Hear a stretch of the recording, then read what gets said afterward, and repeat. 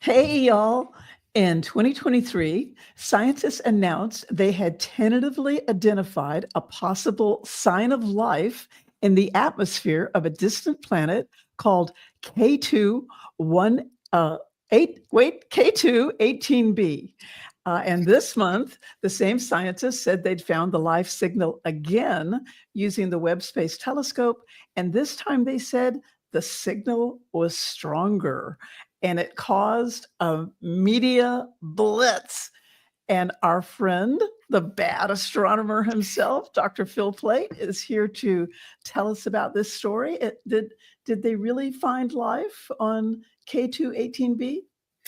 If you ask it that way, then I can pretty well say, no, I don't think so. They haven't found life.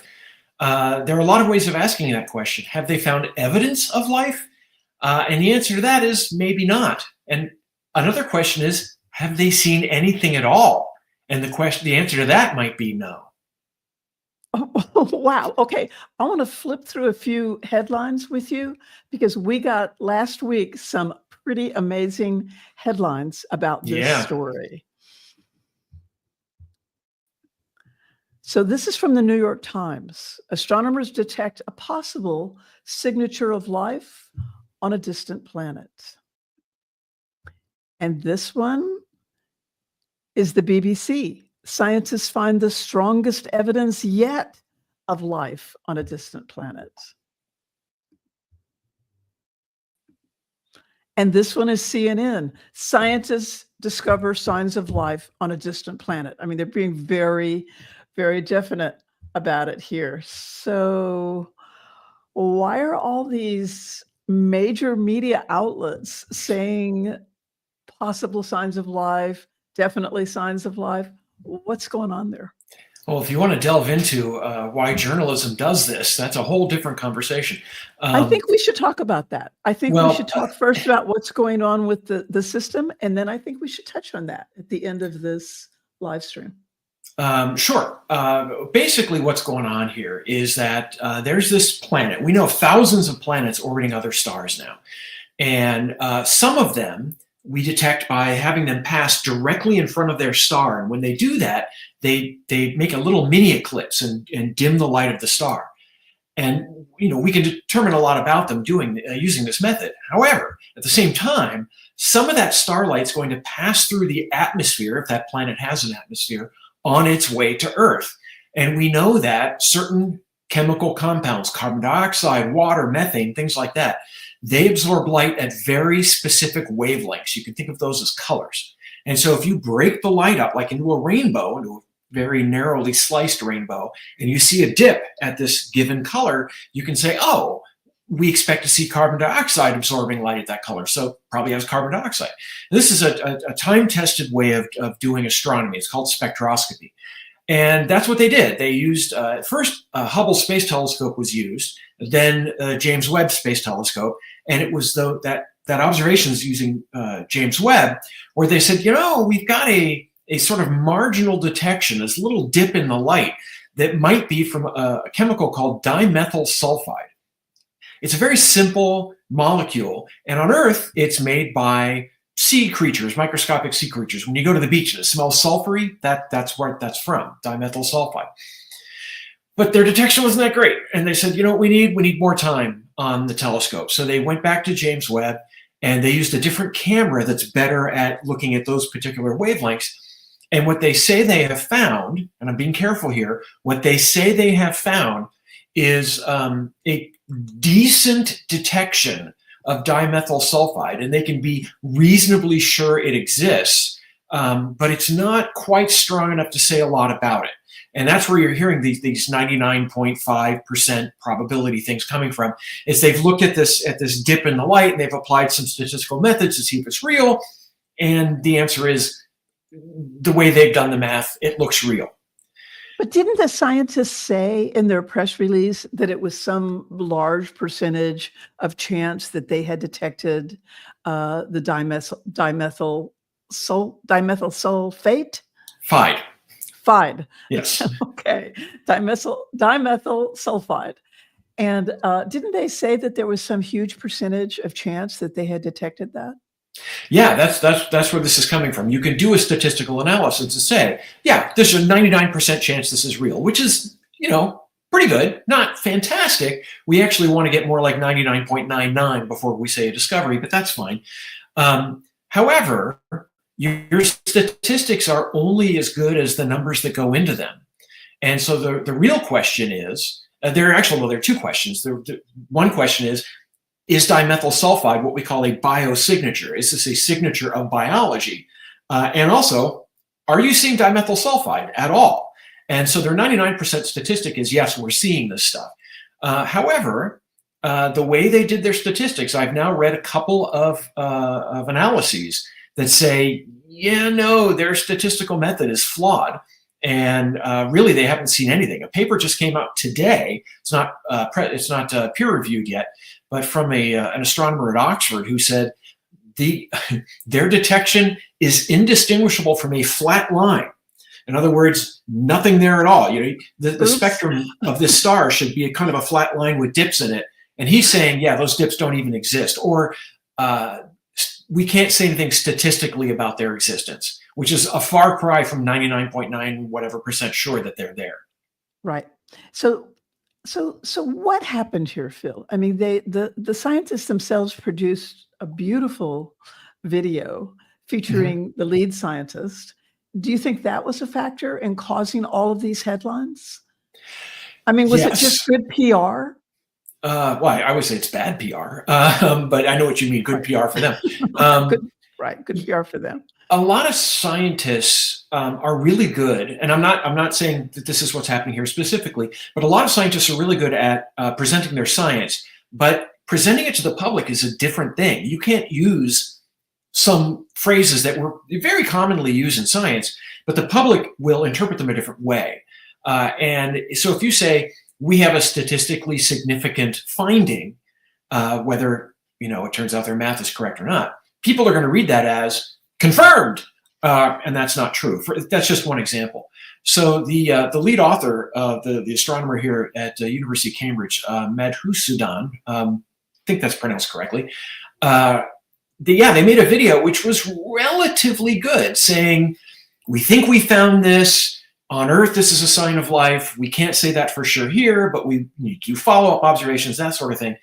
But somehow, between that and the headline writers, this got amplified a lot. And I've seen interviews with that astronomer himself who says things like, this is a huge result. We have to, we're rocked back on our heels. It takes your mind a while to comprehend that. And all of these quotes, and these are paraphrasing, but pretty close. And this all makes it seem like they're pretty sure they found life. And so I'm not surprised that you saw those headlines. I was on TikTok and looking at MSNBC, CNN, CBS, all of these short videos. And some of them were just wrong, what they were saying. But a lot of them were just hyping this up to be something it really is not. Let's just spend a couple of minutes talking about the planet. And here is the artist concept that accompanied one of the press releases. I'm not sure if it was the one from the University of Cambridge or not, but this is a planet. It's more massive than Earth, but we don't know if it's a rocky planet or a gaseous planet, right? That's correct. And this graphic, when people see something visually like this, if you're not careful, they'll think it's real. First of all, this is a drawing. This is artwork. But also, this is very, very biasing. This kind of pulls you towards the idea that this planet is Earth-like, and it's not. The one thing we can say about it for sure is that it's not. It orbits a red dwarf star. That part of the drawing here is correct. It's a star smaller and cooler and redder than the sun. The planet itself is about 2.5 times the diameter of Earth, so it's quite large. And it's also massive. So it's like 8 times the mass of the Earth, something like that. This means that it's not a super Earth, which is like a planet like Earth but bigger. It's probably more like a mini Neptune, which means it's a smaller version of a gas giant planet, a planet with a very thick atmosphere, not like Earth at all. So right away, this is a little misleading. But also, we don't know that much about this type of planet. There's not one like it in our solar system. We've seen them. They're very common, orbiting other stars, just not the sun. And they're making claims that this planet may be an ocean planet with a hydrogen atmosphere, a Haitian planet. But we don't know that. We don't really know what this thing is. We don't have a good lock on its atmosphere. We don't know what chemicals are in it. We don't know if it's a water world. It could have a rocky surface. It could be lava on the surface. There's a wide range of things here. The only thing I can say for sure is that it is not Earth-like. Wow. Okay. So all the stories that everyone saw last week may not be true.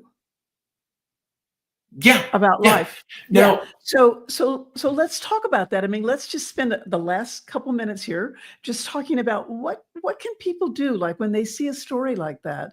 I mean, is there some rule of thumb that they can follow to know? Like, how could they know from those headlines that we showed at the beginning? How would someone out in the public know whether to believe that or not? So well, they can listen to you or me, and that would help a lot. It's tough. Let me show how we treated this, because I did get that. This is how we at EarthSky ran the story. So we ran it as a question, and we said right away that there was, skepticism about it. But so that's that's possible. Yeah, they can look at you and me. Well, it's a little tough if you're a layperson and an expert goes on TV and says, this is what we found. What do you do? I mean, everybody's in that same boat. If I hear something saying oat biscuits cause your head to explode, I mean, I don't know if that's true or not, but over the years, as a scientist and as someone who has debunked a lot of bad science, I approach everything with skepticism. And so when I see a headline, I do not believe it. If it's a medical thing, I try to look at the paper, but I'm not a doctor, so there's only a limited amount I can do. When it comes to astronomy, science, biology, anything like that, one thing I like to do is see what other people are saying, and this is where social media can be very helpful. Technically or typically, it's like a fire hose of sewage, but sometimes there's a little diamond in the rough there. And for instance, on Blue Sky, which is a social medium, there are a lot of astronomers. And in fact, I follow quite a few planetary scientists who immediately came on and they were like, I don't think so. And so I was able to read what they say. And of course, I read the original paper and read the history of all the observations of this planet. But if you're in the public, what do? Well, you could watch CNN, you could watch MSNBC, you can go to New York Times. And if they're all saying the same thing, you might think that's believable. But in this case, and I'm not saying these people are wrong necessarily. I'm just saying there's a pretty good chance that a lot of what they're saying is incorrect. So you just have to go to other sources. But this is a problem with media right now. Somebody gets a big press release and then some people repeat, they quote each other. And so you get this echo chamber. And it's really, really hard. So you've got to find sources you trust. Scientists, if you're an astronomer on Blue Sky, I'm there. My friend Katie Mack, a bunch of other astronomers are there. I'm happy to talk about this. Yeah, right. And I think another rule of thumb that I use, and I use this not just for science news, but also for, say, political news, which the political news is so crazy now, right? Can't believe anything, yeah. Yeah, like I saw one this morning claiming to be a Truth Social from Trump that said that he wanted to rename New Mexico New America. It had Trump saying that, and it was, and the person sharing it on social media was saying, "This is true," and I was just like, I bet you that's not true. I mean, it just didn't. So it's a coin flip. That's a coin flip. Yeah, that's true. My rule of thumb is, if it sounds kind of out there, if it's really big, like that's a really big story. We've discovered life on K2-18b. Like that's a big story. Like that's the story of the decade, right?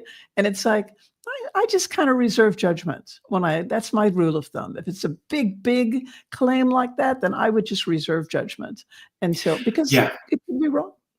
Could totally be wrong. And certainly if you have a claim like life on another planet, every single astronomer on the planet, and there are quite a few of us, will be standing on our rooftops screaming about it. And if you see a bunch of other astronomers going, well, chances are you need to be a little bit more skeptical. Right. Phil, thank you. And Amy WC, yes, one of our listeners is commenting and saying, yes, reserve judgment. We all agree that's a good thing to do.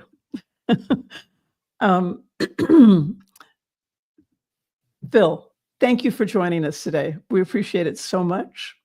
You've been listening to EarthSky. My guest has been the Bad Astronomer, Dr. Phil Plait. We are so grateful to you for coming. Please, if you enjoy this type of programming, like, share, subscribe. One Earth, one sky, EarthSky.